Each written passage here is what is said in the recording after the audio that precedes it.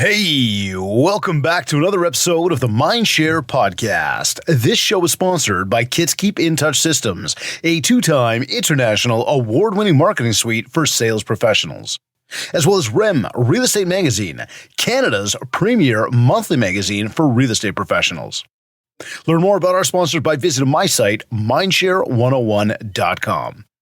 And while you're there, be sure to download your free copy of my book, The Ultimate Marketing Bundle, as well as learn more about our one-to-one coaching and keynote speaking. Today's episode is number 245. From Main Street to e-commerce, he has saved and scaled over 1,800 plus small businesses since launching in 2020. How? Well, his magic ingredient isn't actually magic at all. It's called the SMART Blueprint, and it's a 5-step surefire process for business owners. Beyond his own portfolio of growing companies, he's an advisor for over 500 brands across the US and Canada and has been featured on the Today Show, the Steve Harvey Show, Forbes, and the New York Post. He's also been awarded 2 different Wicked Smaht Awards due to his innovative business strategies and multiple 2 Comma Club Awards. Companies he's worked with include Pepsi, Nike, Nescafé, Discovery Digital Networks, and many smaller brands. He created and developed his outside-the-box business system out of poverty and frustration. Joining me on this episode of the MindShare Podcast is serial entrepreneur Adam Lyons. Adam, welcome to the MindShare Podcast. Thank you ever so much for having me, bud. Good to see you again. Hey, first I want to know how was it when I pronounced the what was that? Smaht Awards. You got that right. Wicked. I tried to nail that with the accent. There's actually a whole collection of them right here. That's these guys. Well, congrats, man. Yeah. So it was the War Room Mastermind, which no longer exists, but it was one of the very first business masterminds, and they wanted to recognize the fact that the people in the room were probably the people most qualified to judge advice, because it was a group of 8, 9, 10-figure business owners. So they had a competition where you bring a case study of something you've done that improved revenue or improved systems with all the evidence, all the statistics, all the numbers, and the people in the room would vote for the idea that was the most wicked smart. And the idea came from a guy from Boston, which hence the name of it. Okay, got it. And of all the awards I've won, I've got ClickFunnels and Vistage. I've got a master's in business. Which probably should have been more important. But the Wicked Smaht ones mean the most because they're by names of people you would know. Like Chris Voss voted for me in one of these. Chris has been on this show before. Right. So so these are real business owners who sit and listen to a 5-minute presentation where they see all the evidence and they say, yeah, this is it. And I have won multiple times. I've got a whole bunch of them, and I'm proud. It was I always came first or second. I've never scored anything lower than first or second every time I've entered. So. Well, here's the thing. Now, I remember you and I met back in Dallas a few months ago, and I can vividly remember this because we all got to dinner. You weren't there to begin with, but we all got to dinner. We sat down. We're doing our thing, and then in comes this dude with this wicked cool pair of shoes. Yeah, bro, I still remember the shoes. But sits down in front of like almost like right in front of me. I think your wife sat down right in front of us as well, or maybe she went a little bit down the way of the table, but it's as if you took over the conversation. And no, I say that with completely complimentary. Like you came in, there was an energy. We were howling, we were laughing the whole time. You were telling stories about the battles that you're going through. Just like we were just doing before we went live here.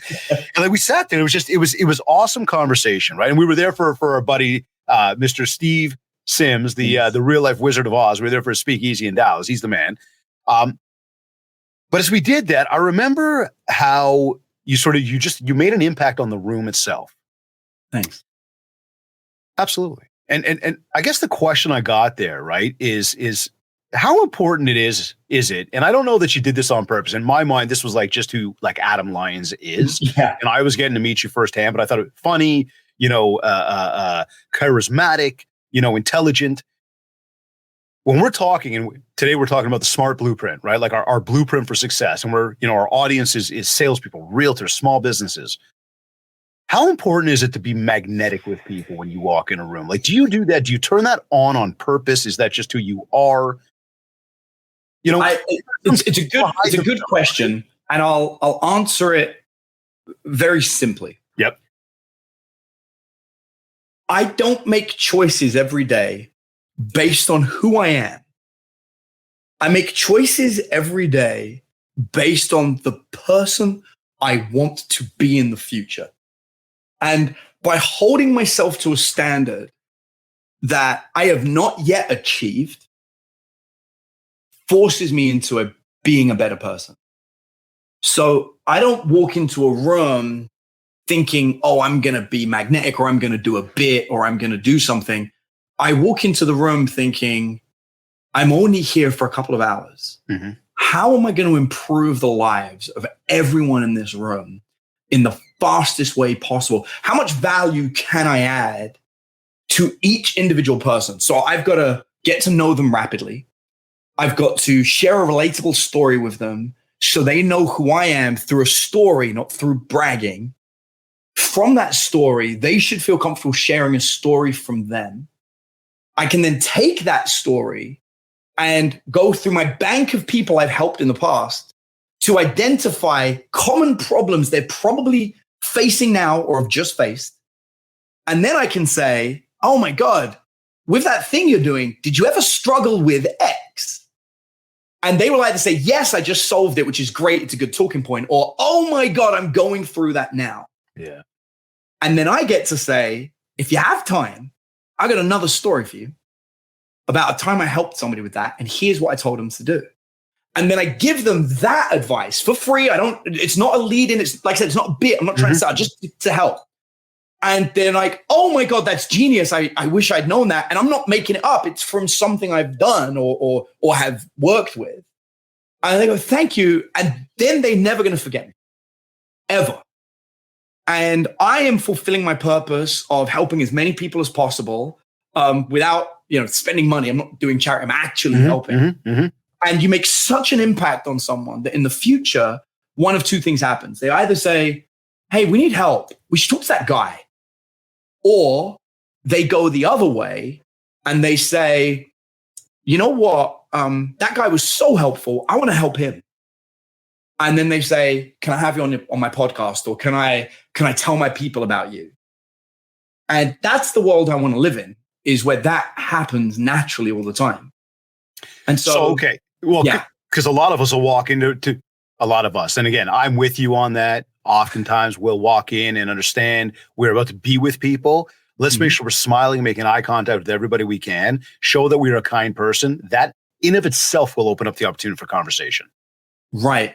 And I go a step, because I'm an introvert. Well, that's what I was about to say. We talked a lot about that, the introvert, the extrovert, and how some of us who seem and appear so extroverted to so many people, we are probably the biggest introverts there are. And so it's almost like just before you walk in that door, it's like, take the breath, walk in the door, turn on, let's go. It's going to take me more energy than I want to spend just walking in the room. Yeah. If I'm going to do that, I'm going to crank it up to a significantly high level. And actually, this is a really good point. I literally just made a separation from somebody very important in my life.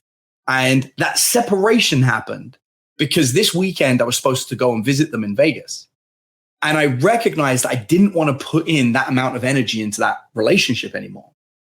And it's because it had become lopsided. I was putting in a lot of the energy. It wasn't balanced. And I was like, yeah, I don't want to do this. I'm so introverted that even somebody I've known for a while, I'm like, this doesn't add up anymore. I'm not willing to do it. I'm not going. And they were like, hey, if you don't come, like, this is the end of it. Like, that's the end. We're not going to do anything together anymore. And I was like, yeah, I'm well aware of the repercussions, but my introversion is winning. And this comes down to one of my favorite rules that one of my mentors told me, actually, which I love, which is there is no yes. There is only no and hell yes. Yeah. Okay, cool. And so if I'm that dinner, when I went there, because I thought about not going to the dinner, because I was like, I don't really want to go to a meal. I turned up late because I'd just driven in from Austin. It was like a 4-hour drive. I was like, I don't want to do any of this. So I just thought, am I a hell yes to Steve Sims? Because I didn't know anyone else in the room. And I was like, I am a hell yes to Steve Sims. So therefore, if I'm going to walk in that room, I'm not going to go, well, I'll try and make an effort. No, I'm going to go in at 120% like always, help everyone in the room, stay until the end, and then go home and cry in my bed like a sad puppy who burned himself out, right? You know what I mean? Like, well, then it's once like, the energy is all gone, right? Right, exactly. Listen, that is a incredibly strong mindset. We do have some of our VIP MindShare masters who are within our coaching community that are watching us in the VIP room today. And one of them was asking, who is Adam's mentor? Is there anybody specific that you look up to? I'm going to take a stab and say, you probably have a long list of that. Spot on. I had a massive list. And actually, it's really good. I made a Facebook post about this and an Instagram post actually today about this. I've spent the last 2 months cutting people out of my life who were once very important and have now, I've either outgrown them or there is an alignment alteration. So I've gone from having like 7 mentors to now I would really say there's only 3. Okay. And 2 of them are nerds. No, all 3 of them are nerds. That's an insult to the third one. They're all nerds. So one of them is the owner of the business that is next door to my house. Okay. So I live next to a theme park, and it's a private theme park, and it's owned by a guy who made a lot of money in the telecommunications industry, was CEO of a big company, sold his shares, quit the job, took his money, built a theme park. And the kids must love that. Oh my! It's a medieval theme park. You're kidding me? Right? You must love that. It's open 2 months a year. The rest of the time it's closed because he doesn't want to be open more than that. And he makes $2 million in 2 months, and he's got tons of savings. I mean, like, he's an amazing guy. He doesn't work. It's run for him. He just turns up and dresses in costume. He's great. Beautiful. But he's one of my business mentors, and he's phenomenal. And my other 2 mentors, they're more nerdy. One of them. We do an event together, like a nerdy event. One of them, he's just a mentor for sporty things, anything physical and active. So I like listening to him about mechanical biomechanics, like how your body moves. So I use him for that, and he's really good for that. So again, it's different mentors and things. And the last one, he's a retired military admiral, and I only know him through this game that we play together. And every so often I'll ask him for advice on something. And suddenly he's not just a dude that I play a game with. And I'm aware that I'm talking to a military admiral who is incredibly experienced in life, who's talking about mindset, right? Yeah, like late 50s. Yeah. I mean, he got pulled out of retirement recently by the military because they need him for some stuff. And we'll be like dealing with like a complicated like game thing, like it's a board game, and it'll be really stressful, and we're trying to solve it. And he goes, I can't wait to get back to saving the world next week after all this. Like that's the video game, right? Huge military politics, right? But I hit him as well, and I think this is a common mistake that people make. If somebody is saying, "Let me be your mentor," don't pick that person. Don't do that. Okay, why? Because that person is looking for people to follow them. Your best mentor doesn't want anyone following them. They're too busy doing their own thing. They're too good at it. You want a mentor who's already been there, done that, and won. They've already got the trophy. Yep. And they have nothing better to do than play silly games and live life. Those people do not have a bunch of mentees underneath them. What they do have is a lot of spare time. And they want to hang out with people that want to do stupid stuff with them and play games. But when you sit and play a game with them and you have fun, whatever the game, chess, I don't care what the game is, that person will have all the time in the world for you because you're enabling them to have fun. And suddenly, it doesn't cost any money. And the advice you get is given to someone who they know they're going to spend the rest of their life playing games with. Right. And they're going to have to look at you in your face if it fails and say, I'm sorry your life's falling apart because of the advice I gave you. So they won't fail you. Their advice will be 100% spot on accurate because they want to get you back into the game. And maybe it's pickleball, maybe it's tennis. I don't care what it is. But when you've got someone that you play a game with on a regular basis and you guys are good friends and they like playing games with you, their advice, and again, but they've got to be an expert. It can't just be a generic person. Yeah. Pickleball court, right? It's got to be somebody who is really has won what they've done. That person, it's over. Their advice is spot on. And so George is my next door neighbor. And George is like a perfect example. He dresses like a knight. He does mounted combat and jousting in his 50s. He's 6'3", works out. He's huge. He's got like 4 kids. Just a great guy, but has graduated from Harvard with a master's in business. Right. And just done tons of mergers and acquisitions and corporate structuring. I mean, God, this guy's so smart. And I ask him maybe one question every 2 months or so. And it's great. And one of the best decisions I ever made was a year ago. I've been asking him for 7 years, but a year ago, we started a really small business together because he's got his property that he only uses 2 months a year. I was like, can I rent it for a week? Yeah. And he went, no, I can.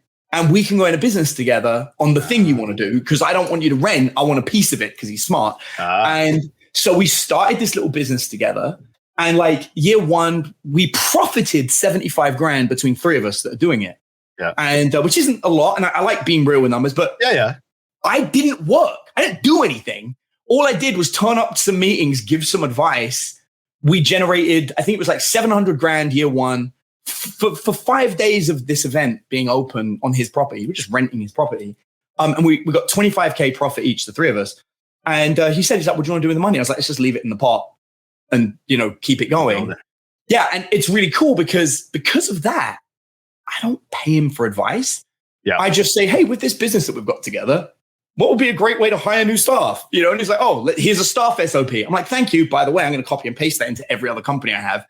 And of course he's going to give me his best stuff because we have a business together. Amazing. So here, as we talk about advice then, okay, because I know that, we spawned from this wicked dinner where we had a shit ton of fun to the next day where it came down to business. Yep. All of a sudden up you come. And it's like, like, oh, wait a second. I was hanging with this guy last night. Okay, let's see what's going on. And excited to hear what you were talking about. But what I loved was you came up and I think I recall this correctly, but you basically looked at everybody and said, so what do you want to talk about? And everybody's thinking, you don't have something prepared? But I loved the approach because it became a very real, very constructive conversation. And I say conversation because although you were quote unquote, presenting, teaching, advising, mentoring. It really was a conversation. But you said to us, if I got this right, you said we could talk about one of 2 things. We could talk about buying businesses. Mm-hmm. We could talk about making a shit ton of money. Yeah. Did I get that one right? Right. Yeah. You basically said, who wants to do each? And collectively, the room was like, yeah, we'll do both. In this case today, though, when I say again, our audience are salespeople. Our audience are small business owners. They're entrepreneurs. Yeah. I want to go down the road with a shit ton of money. Perfect. And if we look at where we're at right now, where are you located right now? So I'm in Austin, Texas. I have a ranch about an hour east. Okay, cool. So I'm personally in Toronto, but we've got, an audience that's listening, let's say North America wide, whatever. But, and I don't know the landscape of Austin right now when it comes to the finances, the market, whatnot, but I can tell you up here, house prices are starting to come down slightly based on the fact that interest rates are way up. Gas prices are way up. Groceries are way up. People are having a tough time affording. If you go back to the events of what happened a few years ago, that thing that was going on, people made a shit ton of money when it came to real estate. People spent a shit ton of money. And I do foresee that we're going to have a market that's going to change shortly because there's going to be people when renewal comes up for a mortgage, they're not going to be able to afford that renewal only for the fact that they completely over-leveraged themselves when it came to buying a house in the first place. Now, that's all setting the stage, but that's current market situation right now. Things are a little bit quieter. We're coming off the summertime lulls. People are distracted with having fun. And now we're getting to that point where we want to finish the back half of this year, back quarter of this year, back third on a real high note and take that right into obviously next year. So again, as we look at the blueprint for success, What can we do? I want to go down that road with you today. And I don't know where the question is, but it's almost like, what is the SMART blueprint? And can you take us down now that we understand who's the audience, what's sort of the stage has been set? What are the 5 steps? What can we do here to help people make that, that shit ton of money? So a couple of things. I want to honor the fact a minute ago I said, if someone says, let me be your mentor, don't listen to them. Yeah. I'm going to double down on it. Okay. So my website, thesmartblueprint.com, if you scroll down to step 1, it's not going to ask you for your login. It's not going to ask you to give me your email or your contact information. Instead, you're going to receive an entire step-by-step system to build a business from scratch. So it's thesmartblueprint.com. Sorry. Yep. So no problem. So thesmartblueprint.com, you got to scroll down to step 1. It will say start the tutorial, and it's a massive blog post. My favorite testimonial of that blog post is we hired an editor to edit it. So if there are any editing errors, it's his fault. And he halfway through was like, I should be doing this for my freelance stuff. And I'm not kidding. I have the testimonial. So he copied the things he was writing about, like or editing. And he made $70,000 in a week using our system. It was the best testimony we got because we hadn't even launched it. And it was the editor. Wow. And I'm saying that it's all free. You don't give me your information. I don't know who you are. You just go there and get it for free. And it breaks the whole SMART blueprint down. So I want to start there because that way you got it. You got everything you need. Cool. But let's talk about sorry, Adam. And for those that are listening to this through a podcast platform, not watching us live, again, it's thesmartblueprint.com. Yeah, and it's free. And I do this when I go on. Like, there's no affiliate link. Like, it's just a free resource because I truly believe the advice that's there is very good. It's real. It's what I wish I'd had, and I don't want to gateway it. I want it to just be real. So, in answer to your question about 2020. Yep. We are going to discuss Kellogg's cornflakes. Okay. During the Depression, because Kellogg's cornflakes, I think we all agree, is the #1 cereal brand. Good luck on naming another one, by the way. Like, unless you have a specific cereal you love from some other company, most people can't even name a second cereal brand. I throw Cheerios just like that. That kind of comes up for me, but like I'm with you. Okay, I love Cheerios. But if you look, who makes Cheerios? Right? It's it's funny. We're not even saying like Kellogg's. We're like, exactly. General Mills. There you go. So that's the other one. Right? And that's my point. We know Kellogg's, but I can't even think of General Mills, right? So, and this is what is so powerful about Kellogg's. Kellogg's was built during the Depression, the Great Depression in the 1930s. Did you watch Peaky Blinders, by the way? I have not watched it. I don't watch I have just started it. It is, sorry, total sidebar. I'm not going down there. It is awesome. Nice. Keep going. So I try not to watch too much TV. The TV I watch is with my kids. I watch like kids shows. But yeah, so Kellogg's was built in the 1930s. The previous cereal company that had the control was Post cereal. In a depression, a recession, anything like that, I firmly believe there is not a lack of money, but the money moves somewhere else. Money doesn't vanish. It changes direction. Think of it like a river, and suddenly the current goes in the other direction. And you got people waiting for the water to arrive, but there is a new river that is now going somewhere else due to a dam that got built, and it's never going back that way. The perfect example of this was in 2020. Amazon's revenue went through the roof. Because what happened was the pattern we had all seen. Brick and mortar businesses were on the decline. Online retailers were on the up. Yep. And COVID sped up that process. It was happening already, but it's like disposable cameras. Yeah. They were always going to vanish eventually.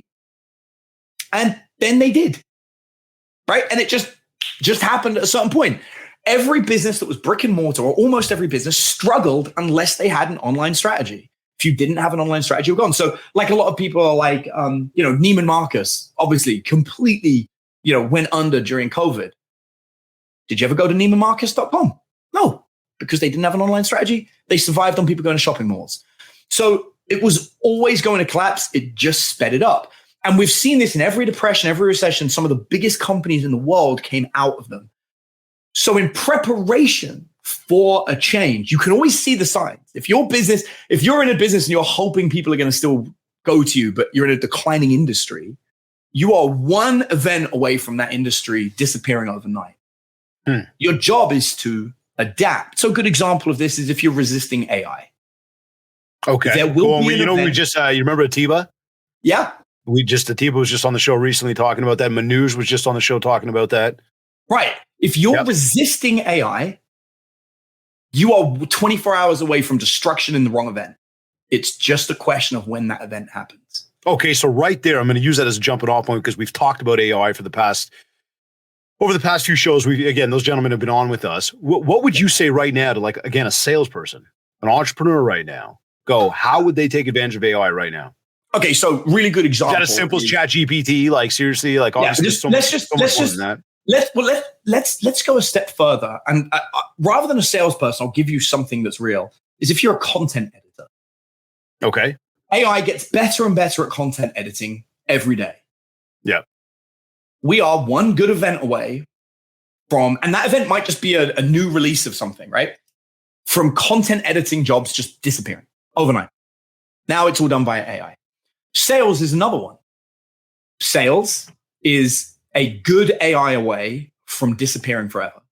Because really? But really, I know you say it, so you obviously believe it, but between two guys here that literally, again, when it comes to going in, talking to a room of people and doing our thing, like, I believe in that rapport, that relationship is massive.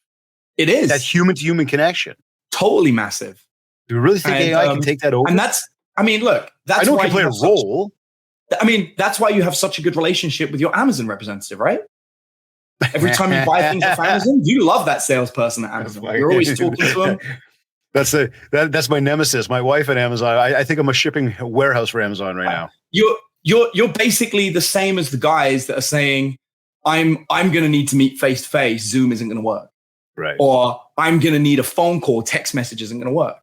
No, sales will be replaced. There will always be room for an artist in the same way that vinyl music still exists. But if you're building your music career off of your vinyl album sales, unless you manufacture vinyl albums for everyone and that's the model, you're done. You're a dinosaur. Okay, so what can we do with AI now then? If I'm a salesperson, and again, the same way I said to Manoj, I'm like, I'm not the most techie dude in the world. I can work it all, whatnot, but I also don't have all the patience in the world to do all this research. I got to go out and sell and feed my family. And everything you said was what every brick and mortar person said before COVID until they had to do it or die. Okay. Yeah, there's never time for it. There's never time for progress. Love that. You make time for it and you do it. Here's a good example. The average freelance salesperson is getting between 30 to 10%. If I optimized my sales systems well enough that I could survive on 2% commission via AI, I could go to every single company that uses humans and gives 10 to 30% and say, my AI will take over your sales and I'll only charge you 2% of every sale. You don't have to fire anyone you've got. Let me compete with them. My AI will beat them within 30 days. And when they do, my only request is keep them as long as you want to keep them, but keep sending me as many leads as they get. And you're welcome to send me more than them if you want. That's a very strong offer. Now, I haven't developed that AI because that's not what I want to be doing. But it's a really good example of if somebody built a business like that, they could start sweeping industries and taking out every single salesperson. Now, AI isn't there yet, in my opinion. I was going to say that because in my mind, I think to myself, I go, yeah, you can do some automation. You could create some funnels. You could do some offers. You could create landing page, but it's still on the end user, the person on the other side that's got to click the buttons to make it work. It's a bit more. We know that the chatbots came out a number of years ago that were pretty intelligent having these conversations with us. But the reality is, forget the chatbots. How about this? Yep.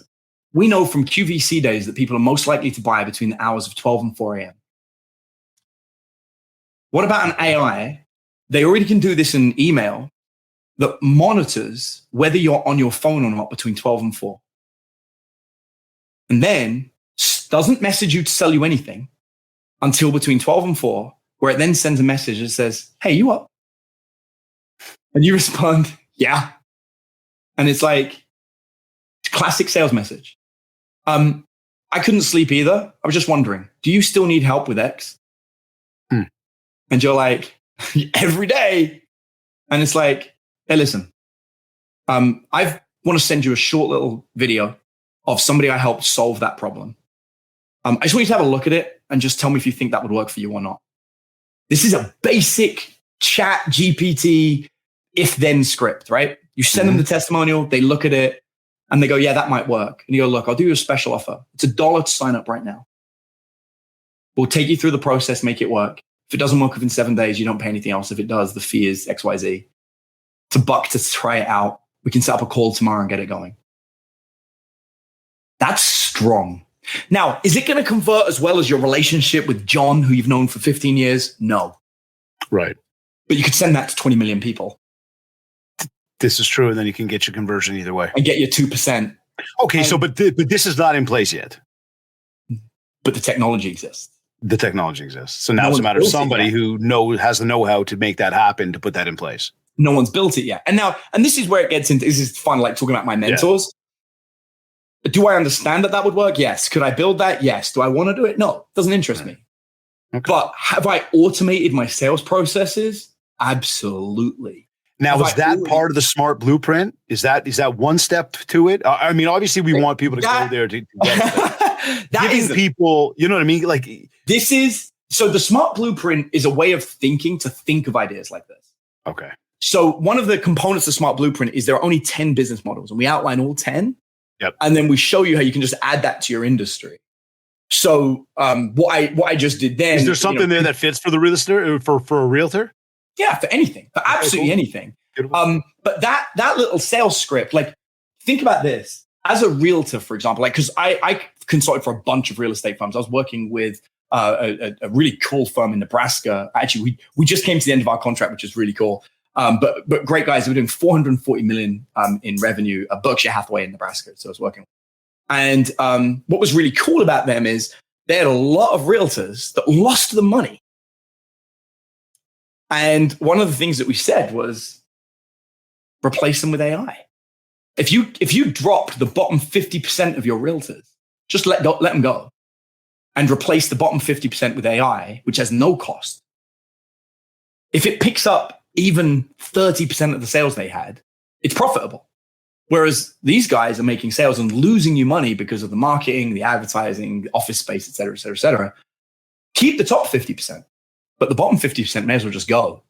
But that's 50% of all realtors getting fired overnight. And again, you're saying this technology is not out there. Well, the technology is there. Nobody's the technology's there. Do it yet. Most people haven't started building it yet because we're in the early adoption phase of AI still. AI really only became popular October last year, and people are still coming to terms with it. You got to give it 2 years to reach market maturity, maybe 3. But in 2 to 3 years, most salespeople will be gone. Do you believe that? Do you believe the realtors are going to be obsolete in 2 to 3 years? No, not realtors. Okay. Because AI, I think of AI like Photoshop. AI doesn't replace the artist. Mm-hmm. AI is a tool that the right artist can use that separates them from a generic artist that doesn't use Photoshop. Okay. And if you do not use the tool that speeds you up, makes you more efficient, makes you better, then you're going to become obsolete. So I'd say as a realtor, you've got about 2 to 3 years to start implementing AI. Shrink, if you're a real estate brokerage, shrink your team down and just keep the best ones and make them use AI and be more efficient. Okay, so I come back to now, because I know there's a lot of people going, oh, so what do I do? What do I do? What do I do? Like, what would that use of AI be right now if the sales side of that tool is not there yet? Okay, so I'll tell you something. This exists right now. You could do this right now. Yep. You could go to Seamless. Do you know Seamless, the software? I don't. So Seamless.ai is one of my favorite AI tools. Seamless is a list of every single staff member in any company anywhere in the world, from founder down to mail person. If you have a corporate email address, phone number, what have you, Seamless has your information. Now, before Seamless, a company like ZoomInfo, which does a similar kind of thing, the fee would be $80,000 a year. Seamless is $3,000 a year. Okay. So we now got a piece of software. Why would anyone pay for Zoom Info at $80K when you can get Seamless for $3,000? Maybe Zoom Info is a bit better, but not, $87,000 better. Okay. So now you've got $77,000. So now you've got Seamless. You can get people's contact information, right? So if I'm a realtor, if I own a real estate brokerage, I'm going to use the Smart Blueprint. Step one of the Smart Blueprint is staff. So I'm going to get my staff members and I'm going to say, okay, you guys, you're going to do some market research, which is the second part of the Smart Blueprint. So now I'm going to do market research. You're going to contact everyone that's ever bought a home and you're going to ask them what they do for a living. And we're going to identify what company they're in or what kind of company, what industry and what they do. I don't care what real estate company you're in the world. I was a realtor for 2 years in the UK, so I understand this. Yep. You're going to see a graphical pattern and you're going to be able to say, okay, 40% of our buyers are all this profile.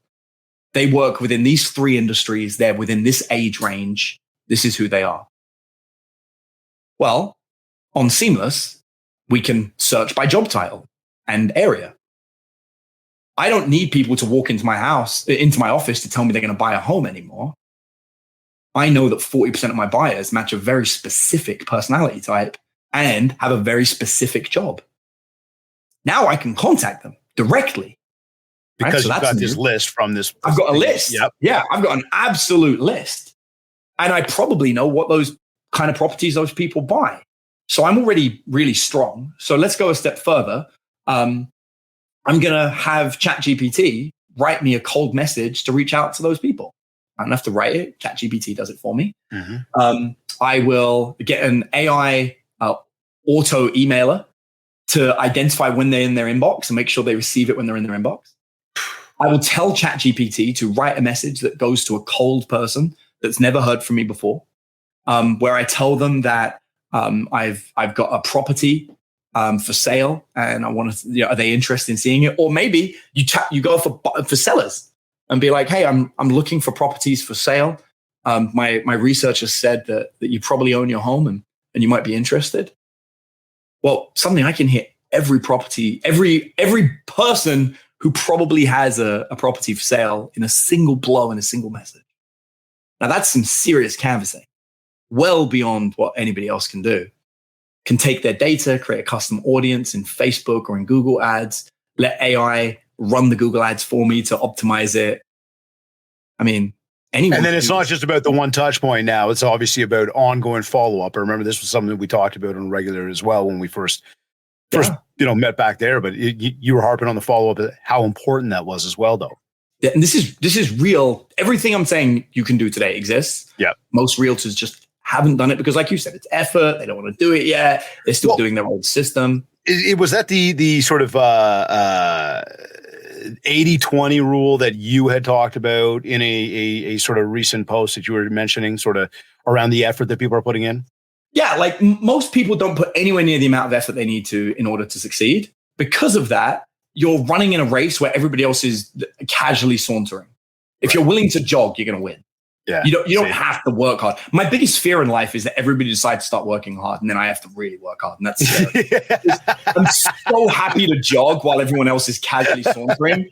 But dear Lord, if everyone starts jogging and I've got to run or heaven forbid sprint, I'd quit. Right? I'd just get a job. But you just got to put in a little bit more effort than the next person. Here's a good example. So I went away for a week. I was away for a week and I came back to my business. And one of the things that I did before I left is I had this huge project that I had to get done. And there's 2 ways to go about it as a business owner. One is we're going to put the project off until we get back. The other thing is what the average person won't do, which is what I did. I said to my team, hey, I got this project. It's not really outlined very well, and we don't really know what we're doing with it. Launch it while I'm gone. And my whole team were like, what? I was like, good luck, gentlemen and ladies. You can do this. And I went on vacation and turned off my phone and email. No internet, no phone. I was camping, nothing. So I came back a week later and I saw 3 days worth of, this is terrible. We don't know what we're doing. This is bad. And then a whole bunch of money came because they fixed it. They did the thing. And I'm back at work this week. It's Wednesday. I technically came back Monday. I took Monday off. And then I decided to take Tuesday off as well. And today's Wednesday and I'm back doing stuff like this. But I actually have also decided to not meet with my staff. So my team are trying to meet me every day to talk about what's going on. And I said to them, I was like, we're not going to do that. And they're like, what do you mean we're not going to do that? I was like, I'm having a meeting tomorrow about going through every system in our company and overhauling it and looking at where we can put AI in, where we can streamline things, build better systems. And until I have that meeting, I'm not going to tell you guys anything because I've got nothing better to tell you. And you guys are clearly capable of making money without me right now. So you do your own thing. Keep doing what you're doing. You're doing great.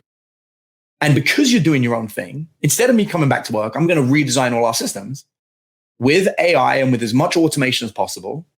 And then I'm going to come back to you maybe Friday or Monday next week, or Wednesday next week, actually, because I'm away. And I'll give you the new systems, which you guys can then run with. And my team looked at me like I was nuts. And I was like, this thing that I did is something the average person won't do. The average person is not going to go on vacation, hand over new tasks to people without any explanation of how to do it, to let them figure it out and play with my company. Oh no, right.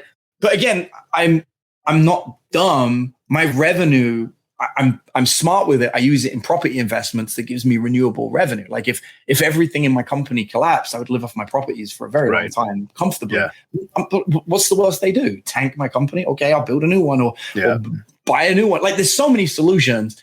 I'm just not worried about it. And so I just let it happen so that I could see what my company would do. And they sank and then they floated and they started swimming. And now they're swimming. I don't have to go back to work. Right. Exactly. They've been empowered. They can do this. So when you say like walk away, you're going to redesign things, come back. And this is like a few days later, it's easy to say that. It's another thing to sit down and literally pull out the pen or open up the laptop or roll up the sleeves and get dirty with it. What does that look like to you? Like do you sit down by yourself in a room, start hitting up Google and going, what platform should I be using? And like, what's going to talk to each other? Are you familiar with the Disney rooms? Disney rooms? Yeah. Okay. You'll like this. So Disney invented the underwater video camera. Okay. Because they were making animal documentaries and they wanted to film a different type. So they needed to film underwater. Okay. And so Disney has a method for innovation. They call it the Imagineers. It's a system for inventing things. Yep. And I stole it and I do the same thing. So the idea is the first room is the dream room. And in the dream room, reality doesn't exist. The only is this in your world? Is this a physically like a piece of paper, an Excel spreadsheet? Disney, it's 3 rooms. They have a room, right? For me, it's meetings, 3 meetings. Okay. So we do the dream meeting. In the dream meeting, we have whiteboards, pens, and I bring in all the people whose opinions who I value. So I bring in my wife. I will potentially bring in like my head of creativity. I don't always bring him in, funny enough, because sometimes he gets distracted and I'm like, I don't want him. But sometimes I bring him. And so I'll bring in everybody that I want to be involved in that creativity. No rules exist, no logic exists. If we could do anything, what would we do? And we invent new things that don't exist. Like, wouldn't it be cool if there were robots that served lunch every day? Right. Doesn't matter what it is. Write it down. The more ridiculous, the better, right? Like, imagine if none of us ever came to work and we just tuned in with our minds via and we could just visualize things. All right. Well, this is probably kind of like how Elon decided to like land a rocket on a platform in the middle of the water, right? It's like, Absolutely. Well, we can do it. NASA looked and says like, you're nuts. And you went, we'll see. Yeah. Right. Yeah, and okay. I got you. And that's the dream room. And you write it all out until you look at it and go, oh, that would be cool. Yeah. Can't happen. That'd be cool. Yep. And then you go and take a break, go get dinner. Do not talk about it anymore. Then you take the outcome of the dream room. That's now your project brief. Now make that happen. Is that room 2 project? Which is the logistical room. Okay. What do we have to do logistically to make this actually happen? All right. Well, we're going to have to get some experts from MIT to help out with the robots. Okay. So one of the visions is everyone's just sitting at home imagining together. Okay. How can we connect via imagination? Maybe that's VR, right? VR. Mm-hmm. Put it all down. And then in the logistics room, get on Google. Does this exist? Has anyone done this? Go on YouTube. Has anyone made a video of this happening? What's some new technologies that do this? Is there any software that does this? Does it already exist? Can we steal it? Can we rip it? Can we modify something that already exists? Has somebody made this on bubble.io? Is anyone attempting to do this right now? Mess around. Do I know someone that's done this? Pick up the phone. Hey, John, have you done this? If you were going to do this, how would you do it? I'll ask my kids. Hey, have you guys ever seen any TikTok video of somebody doing this? Kids like, yeah, of course. Great. Tell me how it works. Yep. Right? So just anyone that maybe has watched a video or I put it on Facebook. Anyone know anyone that's done blah, blah, blah, blah. And now we go, okay, this exists, or we can do a version of it. We can get close to it. All right, great. Go away. Don't have lunch. Third meeting, the critique room. Ah, it's implementation. Negative, okay, cool. Yeah. Nasty people. People are like, this is shit. I'm like, all right, we're going to use these logistics to achieve this outcome. What do you think? That'll never work. Love it. Why not? Because of this, because of this, because of this, because of this. Okay. Now figure out those problems. How would you solve that if you were going to? It can't be solved. Yeah. Is there any solution to it? No. Nothing. Okay. Got it. What's the closest I could get to it? You could do this. Okay. Then you go back to the dream room. All right. No new ideas. Yep. Based on the critique and the logistics, how close to our original idea can we get? Do we still want to do it? There you go. And then it's into implementation.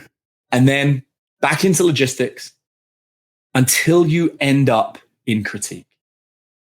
And you've nailed it. You just keep going through the 3. Right. And so when you're in the critique room, they go, like, this is fucking beautiful.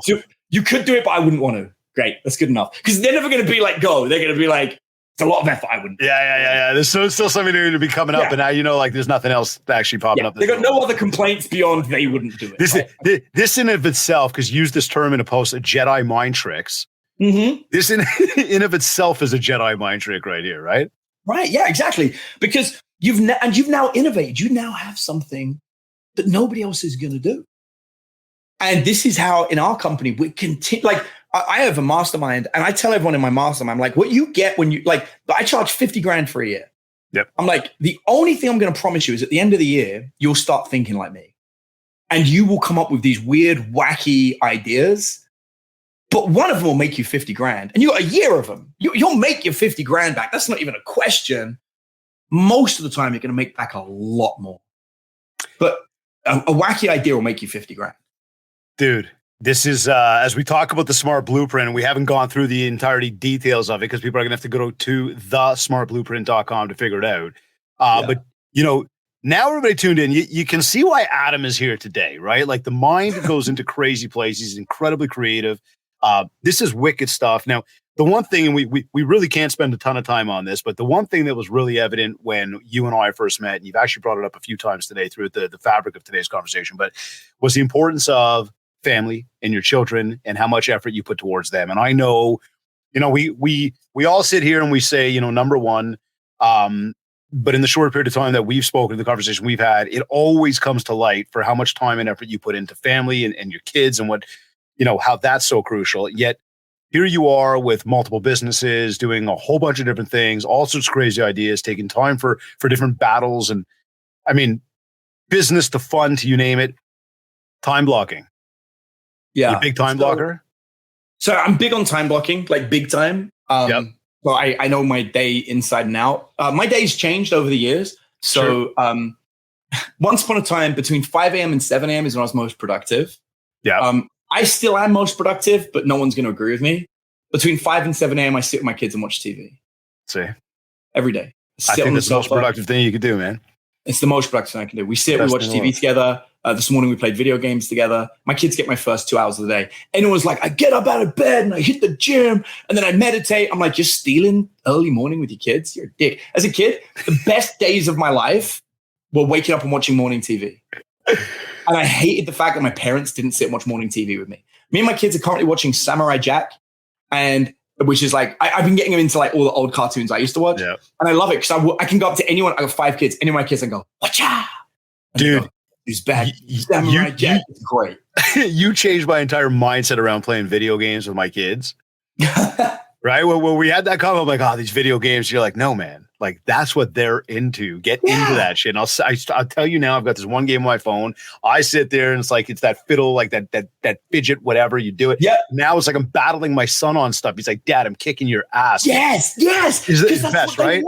Yeah, they want your time, right? So like me and my kids right now, it's me, my kids, and my wife, we're playing the Teenage Mutant Ninja Turtle Shredder's Revenge game every night. It's a 6-player game on Xbox. We're all playing on the same screen, running around. They're like, quick, I need a pizza next. Don't eat my pizza. Right? We're a whole team. And like, when we go through, I do the voices of all the characters in the cutscenes because they just write them on the screen. So I'll be like, oh, yeah, that's right, turtles. We're going to take you down. And I'll like make the voices, and I'll be like, turtles, so Shredder will stop you. So I do all these dumb voices, and my kids are cracking. Do the next one, Dad. Right? Because that's what they're going to remember. They're not going to remember the fact that I worked out in the gym for an hour in the morning. They're going to remember that. They're going to remember that Dad was cool. Dude. So that's but see, yes, we talk about time blocking though. I'm watching that because I know what's going on next. End of the day, how do you know it's been a successful day for you? If I'm happy, and that's the easiest thing, right? If I'm happy, if my kids are happy, if my wife's happy, like I've won. Like yesterday was like a great day. I spent the morning watching TV with my kids, watched Samurai Jack, made them breakfast. Decided I wasn't going to work for the day because I couldn't schedule the time I needed for my dream meeting. And that was big, right? Like my dream meeting's happening tomorrow morning. So no point working yesterday. I took the day off. I hung out with my kids like the whole freaking day. I think I did a couple of like phone calls that I had to do, but like I really didn't do anything important. I spent my day playing around with my kids. Oh my God, you're going to crack up. And just, I don't mind going over. I know I was strict on time, but I don't mind going over because I want to honor this, but I want to tell you something I do every day. Yeah. I have a crop top. I'm not wearing it right now, but I have a crop top that comes up to here. Well, and you're not wearing it right now. Yeah, no, I know. I thought about it. I contemplated it. But it says Gossip Club. Okay. And one of the things I realized in our company is we have home staff. We hire a chef that cooks for our team every day. And I have a nanny that raises my kids, and she does their schooling. She's their tutor. People got to understand. I think it's 5 kids. 5 kids, yeah. 5. And so my office is in a building next door to my house, so I can throw a stone between the 2 buildings. So I'm always like, after this, I'm going to go home, see my kids. And that's like normal. My kids see me throughout the whole day. But I've got these 2 women, and we do staff training 1 day a month. All my staff come into an office. And I got told off by my nanny, rightly so. We'd probably done like 3 of these staff trainings. And my nanny was like, why don't you like me? And I'm like, yo, you raised my kids. You're one of my highest paid staff members. What do you mean? She goes, why don't I get to go to staff training?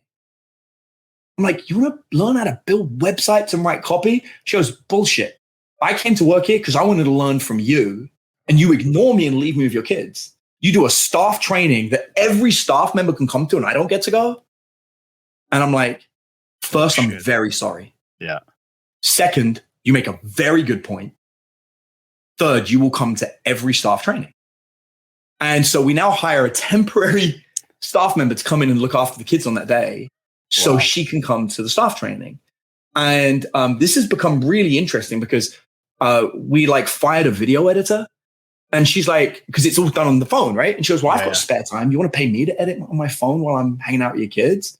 And I'm like, that's a great freaking solution because it's not a full-time job. I was like, that gets her extra pay. So stuff like that would never have come up. But to bring it to the point, so I've now realized the value of spending time with the staff I don't normally interact with. So when the food is cooked between 11 and 11:30 every day, I walk over and I gossip with the women who cook and look after the kids. It's like a team of 2 and me. And I sit and I'm like, all right, ladies, what's going on? And they're like, well, last week, Jennifer went on a date with, and it's their like personal life, right? But I sit and I listen and I gossip and I hear all the stories. And I give like advice like from a dude, And so the other day they went out and they bought me a crop top so I can be one of the girls. It says like Gossip Club, right? And it was really funny because my wife said to me, she goes, why do you lose 15 minutes a day going over there and doing that every day? I was like, those 2 women feed everyone in the company. And everyone in the company hands their plate over and sits and chats to them for 5 or 10 minutes as they do it. I know everything in our company. I know who's going on vacation, when and why. I know who's dealing with a breakup, whose car's broken. I know which of my staff members are struggling or thinking about quitting or are worried about pay. I know everything in the company because of these 2 young ladies. I was like, no, this is probably the highest value thing I can do in my day because everyone talks to these 2 women. That's amazing. That is how I know that I can stay happy, because nothing keeps me more in pulse. I know what's going on with my kids. Yeah. I know what's going on with my company. Business, the people. Yeah. And I can either sit in my office for 8 hours and work and try and work it out, or I can spend 15 minutes a day in Gossip Club and learn exactly what's happening from the two women who, by the way, love me, are super loyal to me, because I'm the one that sits and hangs out with them for 15 minutes every day.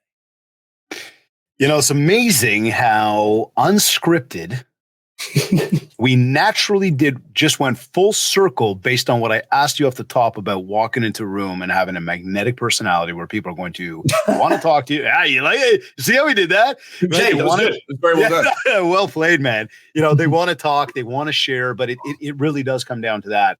And I will say, to a nod about the middle part of the conversation today, that is the one thing I don't think AI is going to be able to replace us on. And so to everybody that is tuned in, the one thing to remember too is Adam's given us some amazing insights today about how to go ahead and leverage. And I love the concept around the dream room, the dream meeting, and sort of the Imagineers from Disney, but just kind of going through that process. So when we do sit back, because I think it was either Manoj or Atib, I think it was Manoj that said, you know, because I said, like, what's the first thing we could do? And he said, you know, what do you not want to do anymore? What do you not like doing? There's something out there to solve that.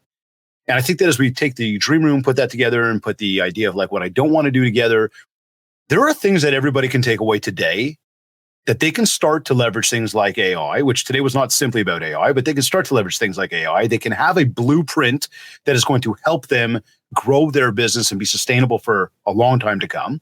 We got the option to go again, visit thesmartblueprint.com. And then there's that bottom line of, at the end of the day, in the world that we all work in, relationships and sales and being personable is huge. And that's whether you're introverted, whether you're extroverted. The reality is people need people. And the more that we interact the right ways with people, the more we're going to grow. I agree 100%. And I think to just really echo what I was saying earlier. Yeah. AI is going to take out the bottom 50%. Okay. I like that. Cool. I like take fair. you all out.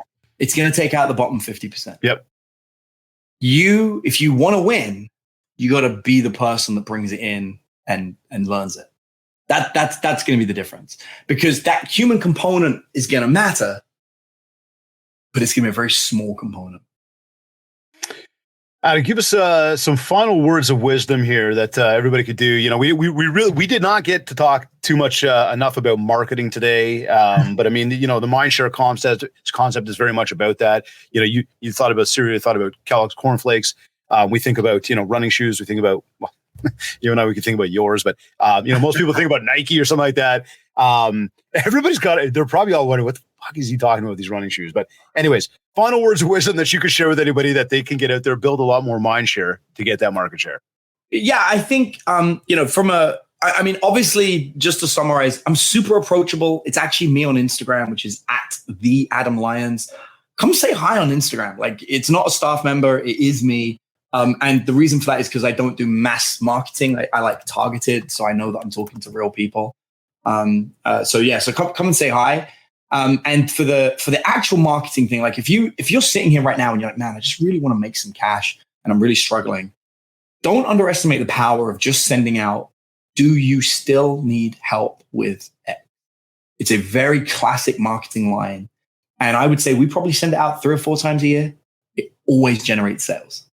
Always. Like, you know, do you still need help with selling your property? Do you still need help with finding a home? Do you still need help with your love life? Do you still need help with getting into shape for the summer?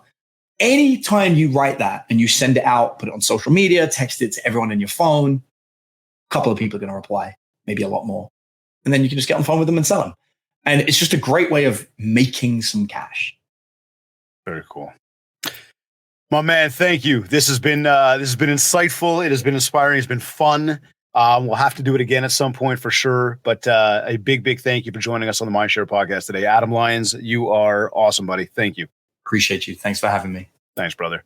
You're either listening to this on one of your favorite podcast platforms, or maybe you went to my website, mindshare101.com. And while you're there, be sure to download your free copy of the Ultimate Marketing Bundle, a 31-page ebook, including your free 90-day social media content calendar to help you build more mindshare so that you get more market share. A reminder as well that if you want to talk about personalized one-to-one coaching, prices will be going up on September 1st. Now, we understand August can be a busy personal time with family, and although now is the ideal time to get yourself prepped and ready for your fall market, you do have an option to lock into current pricing right now, yet schedule your first call for after that summer vacation. We've only got a few spots remaining, so don't wait. Also, if you're planning an upcoming event, inquire today about having me as your keynote speaker. We can also explore ongoing virtual training together. For all inquiries, just get in touch with us today. And don't forget to leave a review of this podcast at www.ratethispodcast.com/MindShare101, as well as connect with me on Facebook at MindShare101 and on Instagram at DavidGreenspan101. I want to thank Kids Keep in Touch Systems and REM Magazine for sponsoring the MindShare podcast. Be sure to visit our site to learn more about what these powerful companies will do to help you grow your business. This has been another episode of the MindShare podcast. Thank you for tuning in.